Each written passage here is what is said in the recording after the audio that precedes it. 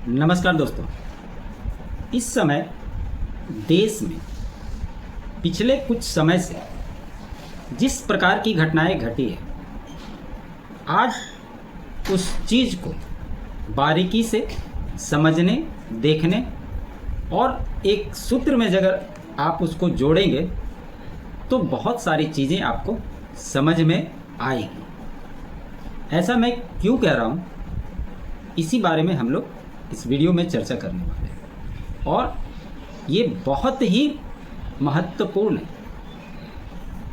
पिछले कुछ समय में आप बांग्लादेश में क्या हुआ, श्रीलंका में उससे पहले क्या हुआ था और अभी नेपाल में क्या हो रहा है, इससे भली भांति बाकी। और आपको ये भी याद होगा कि यहाँ पर विपक्ष के लोग जब भी इस प्रकार की कोई घटना घटती है तो इस नैरेटिव को फैलाने में लग जाते हैं कि भारत के नौजवानों को भी इस प्रकार का प्रोटेस्ट करना चाहिए और इसमें कांग्रेस तो सबसे आगे रहती है। मैं देख रहा था, एक कांग्रेस के नेता बीबी श्रीनिवास, इनको मैंने लगातार देखा है कि जब भी इस तरह की चीज़ें होती है ये ट्वीट करने में सबसे आगे रहते हैं। और इसी तरह की बात है, बांग्लादेश में जब ये प्रकरण हुआ था तो कांग्रेस ही नहीं, इस देश की तमाम विपक्षी पार्टियां इस चीज को लेकर कहीं ना कहीं उनको लगा कि एक ये बहुत बढ़िया हथियार मिल गया। जब हमारे आसपास के देशों में इस तरह की चीज़ें हो रही है और वहाँ पे सत्ता परिवर्तन हो रहा है तो इसको भारत में भी किया जा सकता है और इसकी प्लानिंग कई बार की। भले भारत में इस चीज़ को करना संभव नहीं है, ये उनका सपना ही रह जाए, लेकिन प्लानिंग कितनी जबरदस्त तरीके से होती है, इस बात को कभी गहराई से सोचिएगा। सारी चीजें एक दूसरे से जुड़ती हुई आपको दिखाई देगी। क्या प्रधानमंत्री नरेंद्र मोदी की सरकार को गिराने का खेल तेज गति से चल रहा है? यह भी एक बहुत बड़ा सवाल है। और जो राहुल गांधी मलेशिया गए और वहां से जो तस्वीरें निकल करके सामने आई, इसमें एक सवाल बनता है। सवाल यह बनता है कि क्या इस तस्वीर को जिसने भी लिया ये जानबूझ करके प्लांट कराया गया है या इसके पीछे की मंशा क्या है? आप सभी जानते हैं कि वो मलेशिया गए, भाजपा के आईटी सेल के प्रमुख अमित मालवीय ने भी ये ट्वीट करके शेयर किया, लेकिन इसके पीछे के खेल को समझने की भी आवश्यकता है। राहुल गांधी तो अक्सर हार्ड वर्क कर लेते हैं इस देश में हफ्ता 10 दिन, तो उनको विदेश जाने की आवश्यकता पड़ ही जाती है, इससे आप भली भांति वाकिफ हैं। लेकिन जो खुलासे हो रहे हैं वो बहुत ही चौंकाने वाले। भाजपा के एक नेता हैं गोवा, सेवियो रॉड्रिगेज, पहले ये कभी कांग्रेस में हुआ करते थे, अभी भाजपा में। इन्होंने एक खुलासा किया और उस खुलासे में जो बात की, उसके जो मुख्य बिंदु हैं उसको समझने की कोशिश कीजिए।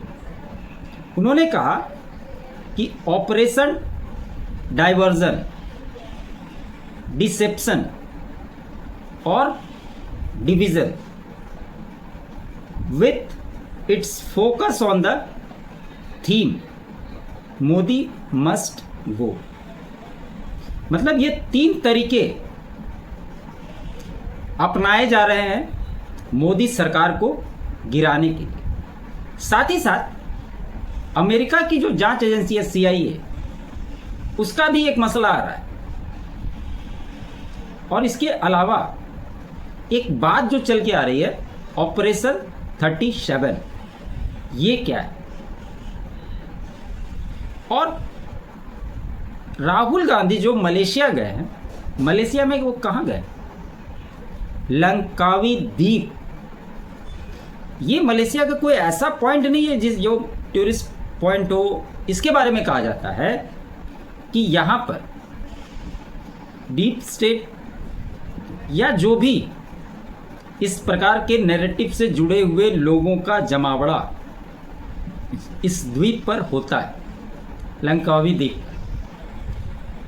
आप सभी को एक नाम याद होगा, जाकिर नाइक का। ये कहाँ का सिटीजनशिप लिए हुआ? ये भी इसी जगह पे पाया जाता है।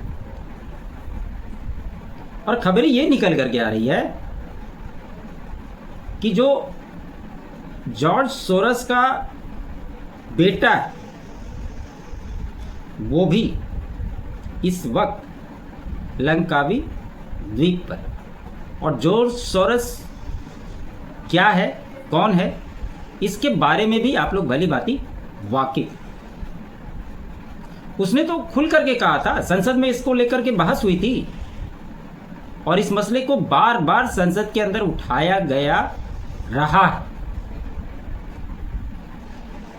और उसने तो खुला कहा था कि प्रधानमंत्री नरेंद्र मोदी को हटाने के लिए मुझे पैसे पानी की तरह बहाने पड़ेंगे तो भी मैं उसके लिए तैयार हूं। अब इन सभी चीज़ों को मैं क्यों बता रहा हूं? आप इसको एक दूसरे के साथ कनेक्ट कीजिए, जोड़िए, और आप किस नतीजे पे पहुंचते हैं इसके बारे में भी आप कमेंट के माध्यम से बताइए। अब मैंने बात की ऑपरेशन 37 की, इसमें एक प्रश्न चिन्ह आ रहा है, क्या है ऑपरेशन 37 और क्यों भारत सबसे अधिक खतरे में है आज? ये बिल्कुल सत्य है। ऑपरेशन 37 डीप स्टेट ऑलरेडी शुरू हो चुका है। बहुत सारी चीज़ें इसमें जुड़ रही है। आप जैसे जैसे इसको सुनते जाइए, मिलाते जाइए और कमेंट के माध्यम से हमको बताते भी जाइए कि आपको क्या लगता है। ऑपरेशन 37 डीप स्टेट ऑलरेडी शुरू हो चुका है। मोदी सरकार गिराने का, जिसमें यूएस प्रेसिडेंट ने, गौर से समझिएगा, यूएस प्रेसिडेंट ने CIA और डीप स्टेट को, मोदी को हटाने का 12 महीने का समय दिया, जिसके टूल्स होंगे डिवीजन, डाइवर्जन एंड डिसेप्शन, जिसके लिए वोट चोरी, जो अभी राहुल गांधी करके अभी गए हैं मलेशिया, और ऑपरेशन 37 जिसका ताज़ा उदाहरण जगदीप धनखड़ का प्रकरण आपने देखा है। और उनका लक्ष्य है भाजपा के कम से कम 37 सांसदों को तोड़कर भाजपा में फूट डालना, कभी टैरिफ के नाम पर, कभी आरक्षण के नाम पर, और कभी दलाल किसान नेताओं के माध्यम से, और जातीय और धार्मिक उन्माद पैदा करने, भारत में बांग्लादेश जैसी अराजकता पैदा कर सत्ता पलट करने का प्रयास किया जाएगा, ये कहा गया। दक्षिण और महाराष्ट्र को हिंदी विरोध में जन्माष्टमी पर कुछ नेताओं का बीफ खाने की घोषणा को लेकर, ये सब इसके उदाहरण। डाइवर्जन का अर्थ है भाजपा के कोर वोटर्स पर प्रहार कर उस बात को छिटकाना, जिसका प्रयास शुरू हो चुका है। जैसे कॉन्स्टिट्यूशन क्लब का जब चुनाव, जिसे पहले लोगों ने सुना भी नहीं था, है ना, तब आपने देखा होगा कैसे अमित शाह को लोग हरा रहे थे, जबकि दोनों भाजपा के नेता खड़े थे। लेकिन उनको ग्रुप में बांट दें, फेक नैरेटिव फैलाना और उसको इतना प्रचारित करना कि लोगों के मन में इस बात को बैठा सके। हालांकि जो प्रयास बिहार में राहुल गांधी करना चाह रहे थे वो पूरी तरह से असफल रहा, क्योंकि पिछले 10 साल से वो लोग ईवीएम का राग अलाप रहे थे, वो मुद्दा चला नहीं। तब क्या करे, तो ले आया वोट चोरी का मुद्दा, है ना। अगला प्रधानमंत्री कौन, अमित शाह या योगी के नाम पर देश के हिंदुओं में फूट डालना, ये सब उसी के उदाहरण है। साथ ही इनको उकसाकर दूसरा, भारत यूक्रेन रूस की जो लंबे समय से लड़ाई हो रही उसका विक्टिम भारत को बनाना। आपने देखा ना, अमेरिका टैरिफ वॉर लगा करके एक नया नैरेटिव सेट करना चाह रहा है। जब प्रधानमंत्री एससीओ समिट के लिए चाइना जाते हैं, जापान जाकर के चाइना जाते हैं, तो फिर ट्रंप की चाल अचानक से बदल जाती है। लेकिन ट्रंप कुछ और बोलता है और उनके जो कैबिनेट के मंत्री हैं, उनके जो सलाहकार हैं, आप उनके बयान को देख लीजिए, वो किस तरह का बयान है। जैसे भारत में भी कांग्रेस में शीर्ष नेता अगर कुछ बोलेंगे, उससे अलग राह पर उनकी एक मंडली है जो दूसरी दिशा में ले जाने का प्रयास करती है। और ये चला आ रहा है जब से प्रधानमंत्री नरेंद्र मोदी सत्ता में आए हैं 11 साल से। ये एक होता है ना व्यक्ति का ध्येय कि कुछ भी हो जाए, किसी प्रकार से नरेंद्र मोदी को सत्ता से हटाना। ये राहुल गांधी आज के समय में एक संकल्प मान के चल रहे हैं और कांग्रेस ये प्रयास 2002 से कर रही है मोदी के खिलाफ। कई सारे देश इस प्रयास में थे, लेकिन मोदी आज भी उसी जगह पर तटस्थ रूप से मौजूद है। और इनका मेन मकसद ये है कि इन तमाम तरह की चीज़ों में भारत को उलझाकर भारत की अर्थव्यवस्था को तहस नहस करना भी एक टूलकिट का हिस्सा है। यह निश्चित है कि अगले 12 महीने में यदि विपक्ष, डीप स्टेट और ट्रंप मोदी को कुर्सी से नहीं हटा पाए तो उन पर जानलेवा हमला भी कराने से नहीं चूकेंगे।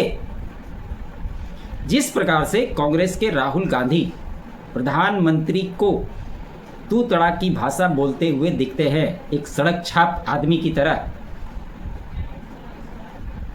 आप उसको क्या मान करके चलते? कोई मजाक है? ये सब पूरी प्लानिंग। और ये बंदा यहाँ पर वोट चोरों का कहानी गढ़ के जब फ्लॉप हो गया तो ये दूसरे, जो आपको याद होगा, इसने कहा था ना कि एटम बम फोड़ दिया, हाइड्रोजन बम बहुत जल्दी फोड़ने वाले हैं। तो उस हाइड्रोजन बम की फैक्ट्री जो है ये पाई गई कहाँ? मलेशिया में। और बनाने वाले लोग कौन कौन है उसमें, उन सभी लोगों का मैंने आपको जिक्र करके बता दिया। ये सारे बम बनाने वाले क्या बम बना करके देते हैं, और राहुल गांधी जब आएंगे तो क्या बम फोड़ेंगे, ये हम लोग भी देखना बाकी देखेंगे उस चीज़ में। और इसमें ये बातें कही जा रही है कि ट्रंप मोदी को कुर्सी से नहीं हटा पाए तो उन पर जानलेवा हमला होगी, ये तो मैंने बता ही दिया। भारत की उन्नति यूएसए के पतन का कारण बनी हुई है, ऐसा डोनाल्ड ट्रंप को लगता है। आज यूएस की सबसे ज़्यादा कर्ज में डूबा हुआ देश, सबसे ज़्यादा कर्ज। और जिस प्रकार से एससीओ समिट में चाइना, रसिया और भारत मिले थे और अमेरिका को लगने लगा कि अगर डॉलर के, और ये रियलिटी है दोस्तों, कि अगर डॉलर के परस्पर एक नई करेंसी बना दी जाती है तो अमेरिका की हालत खराब हो जाएगी। क्योंकि सबसे ज़्यादा पैसा वो किससे कमाते, इसी डॉलर के महत्व जो हर जगह पे इम्प्लीमेंटेशन में आया हुआ है और सारे देश में चल रहा है। इसकी जो कमीशन मिलती है इससे सॉलिड पैसा बनाता है अमेरिका। दूसरा, हथियार से भारत तो पहले हथियार खरीदता था और अब भारत हथियार को बेचने लगा है। यह भी अमेरिका के लिए नागवार गुजरने जैसी स्थिति बनी हुई है। भारत, आप ये कह सकते हैं कि आज सबसे कठिन समय से गुजर रहा है। आज हिंदुओं को, देश और स्वयं को बचाने के लिए एकजुट खड़े होने की सबसे अधिक आवश्यकता है। और दूसरा वर्ग आपके साथ कभी खड़ा नहीं होगा, क्योंकि इससे उनका जो नैरेटिव है गजवाए हिंद का, वो मकसद पूरा होता हुआ दिखाई देता है। मैंने बताया ना आपको कि जॉर्ज सोरस का जो बेटा है अलेक्जेंडर सोरस, वो भी उसी जगह है। और सोचने वाली बात ये है दोस्तों, आज जिस प्रकार से पंजाब में बाढ़ ने प्रकोप मचाया हुआ है, हिमाचल की स्थिति देख रहे हैं, उत्तराखंड की स्थिति देख रहे हैं, जम्मू एंड कश्मीर की स्थिति देख रहे हैं, किस तरह से बादल फट रहे, जिस प्रकार से नुकसान हुआ, वो लगता है पिछले कई दशक से इस प्रकार की चीज़ें नहीं हुई। ऐसे में ये व्यक्ति चुनाव के लिए फर्जी नैरेटिव बनाकर बड़ी बड़ी बातें करता है, लेकिन ये दावा करता है कि अगली बार हम पंजाब में सरकार बनाएं। लेकिन आज जब पंजाब सबसे मदद की ज़रूरत है ज़्यादा, तो ये लोग छुट्टी मनाने के लिए मलेशिया घूमता है और मलेशिया से फ़ोटो शेयर करके ये दिखाने की कोशिश करता है कि मैं तो यहाँ पे बहुत कूल हूँ। उस कूल के पीछे कितनी बड़ी कहानी है ये मैंने आपको बता दिया। अब आप लोगों के विवेक पे मैं छोड़ता हूँ, आप क्या सोचते हैं, आपको क्या लगता है, ये मुझे कमेंट के माध्यम से ज़रूर बताएं। वैसे तो जब आप ये वीडियो देख रहे होंगे कल यानी कि 9 तारीख को, तब तक उपराष्ट्रपति का चुनाव हो चुका होगा और निश्चित तौर पर एनडीए के जो कैंडिडेट हैं राधा कृष्णन जी, वो निश्चित तौर पर विजय होंगे। अब सवाल यह है कि क्या राहुल गांधी उसमें वोट डालने के लिए मौजूद रहेंगे, नहीं रहेंगे, ये देखने वाली बात होगी। तो कल इसके बारे में जब चर्चा करेंगे तो परसों उस चीज़ को आप देख पाए। देखते हैं आगे क्या कुछ होता है।